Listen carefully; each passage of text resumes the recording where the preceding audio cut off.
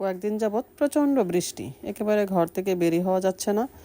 আমার আজকের ভিডিওটি গত 2 দিন আগের করা, তখনও অনেক বৃষ্টি ছিল। আর বৃষ্টির দিনে সবাই মিলে একসাথে ভাজা পোড়া খেতে কিন্তু বেশ ভালোই লাগে। হ্যালো এভরিওয়ান, আসসালামু আলাইকুম। ওয়েলকাম জানাচ্ছি আমার আরও একটি নতুন ব্লগ ভিডিওতে। আশা করি সবাই সুস্থ আছেন, ভালো আছেন। ভিডিওটি স্কিপ না করে শেষ পর্যন্ত দেখতে থাকেন। চলেন ভিডিওটি শুরু করা যাক। চাল ভাজা, গম ভাজা, তারপর যে ছোলা বুট ভাজা, এগুলো কিন্তু সুন্দর একটা গন্ধ বের হয়েছে। এগুলো খেতে অনেক মজা লাগতেছে, তাই না আম্মু? আমরা কিন্তু খাইতেছি, শব্দ শুনেন।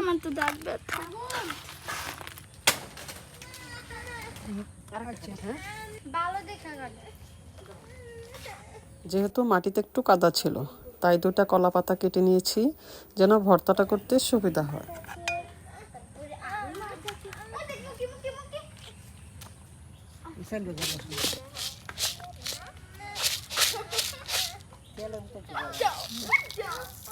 আজকের ভিডিওতে আমি বেশি একটা ওভার ভয়েস দিইনি। ভর্তাটা করার জন্য আমরা যখন সবাই মিলে প্রস্তুতি নিচ্ছিলাম, তখন বাজার থেকে কাকা মাত্রই বাড়িতে আসলো।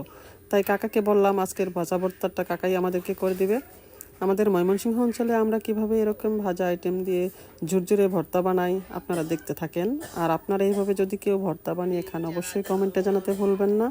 ভিডিওটি স্কিপ না করে শেষ পর্যন্ত দেখতে থাকুন, আশা করি ভালো লাগবে।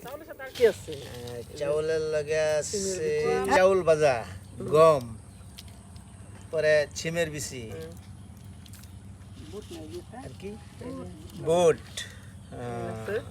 কাঁঠালের বিচি, চানাচুর, কাঁচামরিচ, কি বলছো আদা,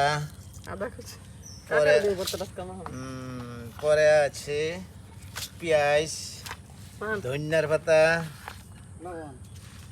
সাথে আছে লবণ, তারপর সরষের তেল আছে, সাথে আছে সরষের তেল। এখন সবকিছু একাত্র করিয়া সুন্দর করে মাখাবো। সুন্দর করিয়া মাখাইতেছি। কাকা আজকে বৃষ্টির দিন এগুলো খাইতে মজা হবে না? হ্যাঁ, এই বৃষ্টি দিনে তো খাইতে ভালো লাগে। তো খাইতে মজা, এই জন্য তো করা হয়েছে এগুলো আয়োজন। সরষের তেল, সরিষার তেল। এখন কি দেব? চানাচুর তেল,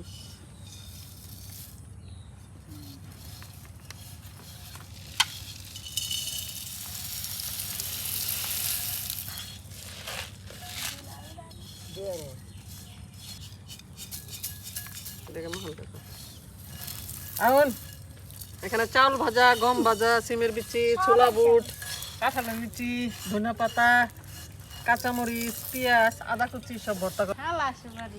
আমি তো বাজার থেকে ঠিক মতো ওই যে হিন্দি ধরে ওই হিন্দিকে যাই